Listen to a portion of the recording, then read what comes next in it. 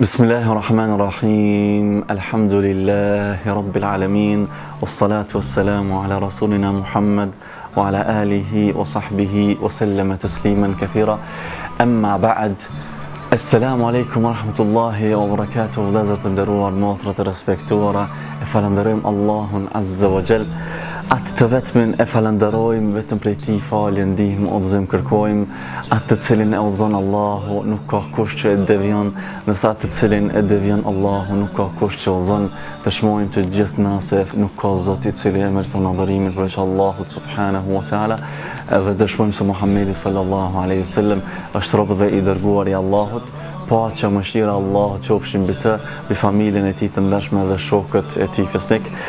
Vëllezër të nderuar, motra të respektuara, nesër me lejen e Allahut Azza wa Jall e kemi një ditë shumë të veçantë, një ditë shumë madhështore, një ditë të cilën Allahu Azza wa Jall e zgjodhi, e favorizoi mbi të gjitha ditët. Ajo është dita e madhe e Arafatit. Dita e Arafatit ku Allahu subhanahu wa ta'ala u betua në të. Allahu u betu në të dhe këtë në më shumë se një vend, si që transmetohet nga pejgamberi sallallahu alaihi wasallam rreth fjalës wa shahidin wa mashhud në suratul Buruj, Allahu tebaraka wa taala, Allahu azza wa jall është betu këtu në ditën e Xumë, në pjesën e parë shahidin dhe në pjesën e dytë wa mashhud, për atë që dëshmohet. Kjo është siç ka nga pejgamberi sallallahu alaihi wasallam se kjo është dita e Arafatit. Po ashtu në suratul Fajr, wash-shaf'i wal-watr, pasha çiftin dhe pasha tekun.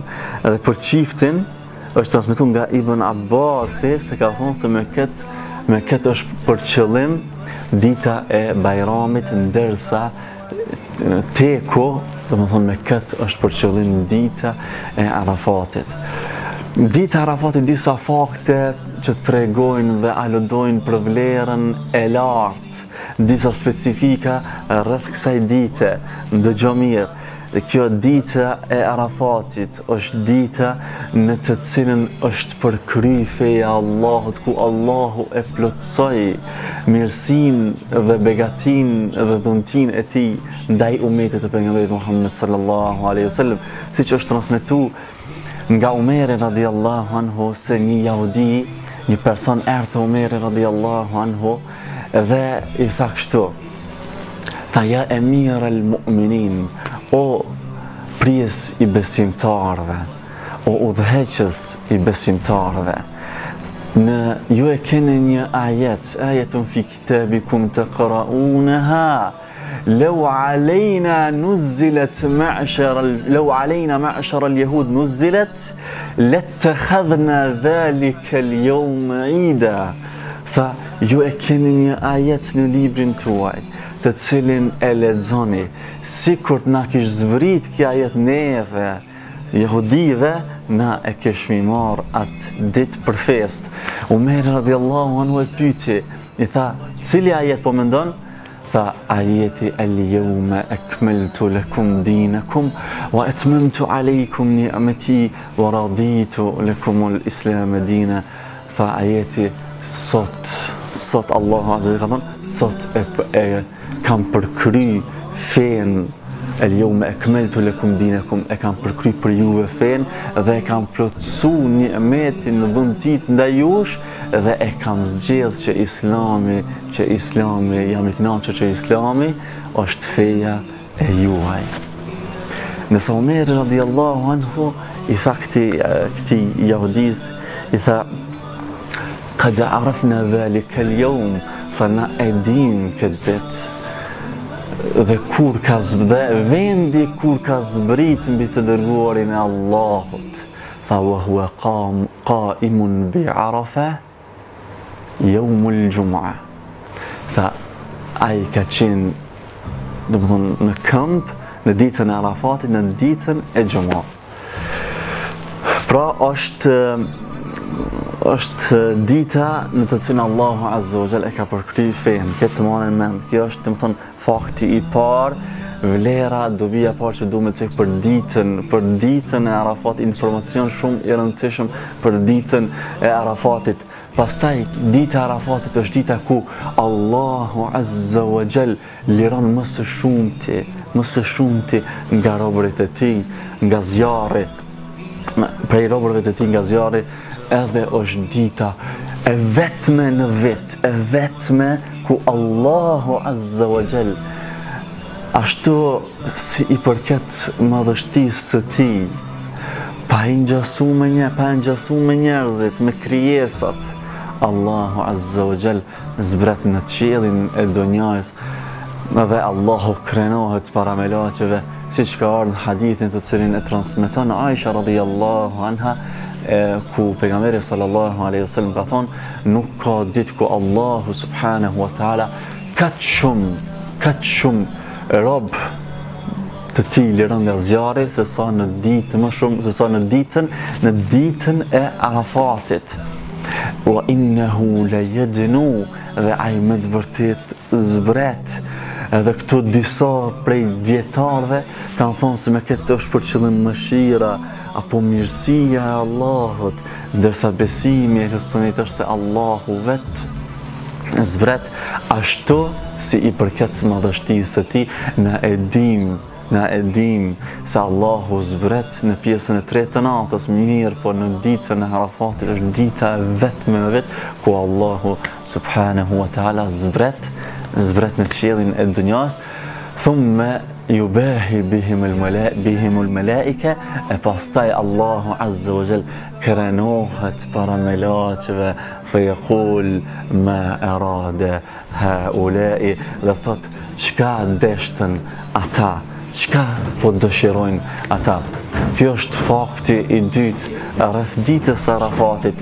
Pastaj në këtë ditë të Arafatit e ke mundësinë ti, vëlla i dashur musliman, edhe ti motër e nderuar, me një vepër shumë të lehtë me fitu shumë, me i falë shumë gjinahe, edhe ati jo faljen e gjinaheve të një muji apo të një viti, po faljen e gjinaheve të 2 viteve, subhanallah. Ndëgjoja hadithin i cili transmetohet nga Ebi Qatada, hadithi është i njohur, thot pejgamberi sallallahu alaihi wasallam, yukaffir as-sana al-madiyah wal-baqiyah, fa ai i fal gjunahet e vitit të kalum dhe ati që vjen.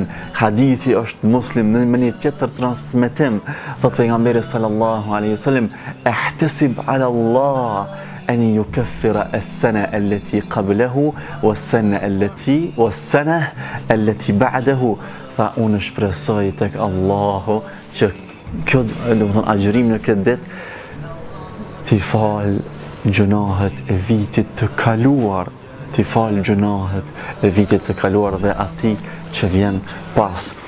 Është një ditë, nuk është e gjatë, mirë po efektin dhe dobin e ka gjigante. Lusim Allahun të na mundson, na lehtëson agjërimin e kësaj dite.